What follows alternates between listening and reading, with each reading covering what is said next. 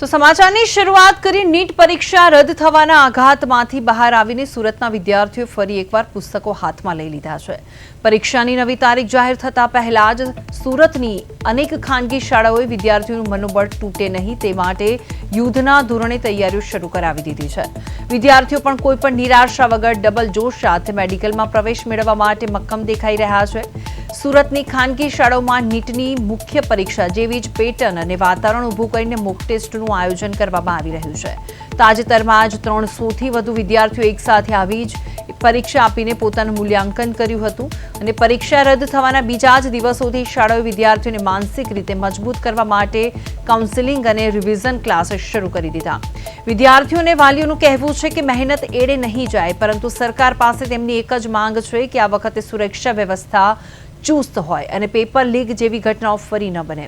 21 જૂને યોજાનારી પરીક્ષા માટે હવે સુરતના આ ભાવિ ડોક્ટર્સ દિવસ રાત એક કરી રહ્યા છે અને શાળાઓના આ સકારાત્મક અભિગમના કારણે વિદ્યાર્થીઓમાં પણ એક નવો આત્મવિશ્વાસ જોવા મળી રહ્યો છે। કારણે રદ થયું છે અને હવે નવી ડેટ પણ આવી ગઈ છે 21 જૂન અને અમારી શાળા પણ અમારા સપોર્ટમાં છે। ઘણી બધી ટેસ્ટ સિરીઝનું આયોજન કર્યું છે જે અમે એક્ઝામ દઈને અમારા જે છેલ્લી એક્ઝામમાં જે માર્ક્સ હતા એ વધારે અપ કરીને સ્કોર કરીને આવતી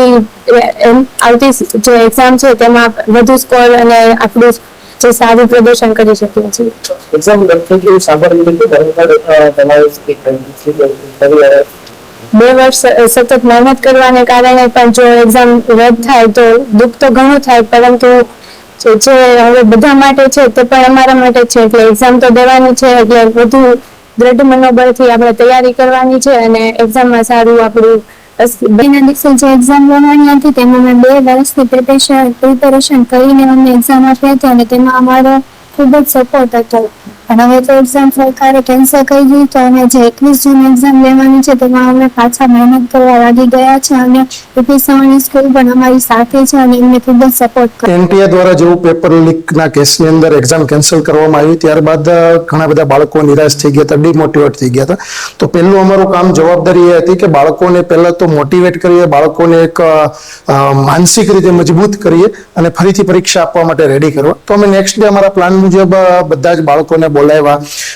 જે બાળકો હાજર નહોતા એમને ઓનલાઈનના માધ્યમથી જોડીને પણ બાળકોને એક તો પહેલા તો માનસિક સ્થિતિ રેડી કરી કે તમારા માટે આ એક બીજી તક છે, એક તક ગઈ, એનટીએ તમને બીજી તક આપી છે, બાઉન્સ બેક કરવાનો સમય છે અને બાળકોને પહેલા તો મજબૂત રીતે રેડી કર્યા અને ત્યાર પછી આજથી હવે અમે 21 તારીખ સુધી સતત એક તો રેમેડિયલ ક્લાસ એટલે કે ફાસ્ટ રિવિઝન ક્લાસ, જે ઇમ્પોર્ટન્ટ ટોપિક છે બાળકોને ભણાવવામાં આવશે। ત્યારબાદ બાળકોની નીટ જેવી જ એક્ઝામો કન્ડક્ટ કરવામાં આવશે 720 માર્ક્સની, જે આજથી જ શરૂ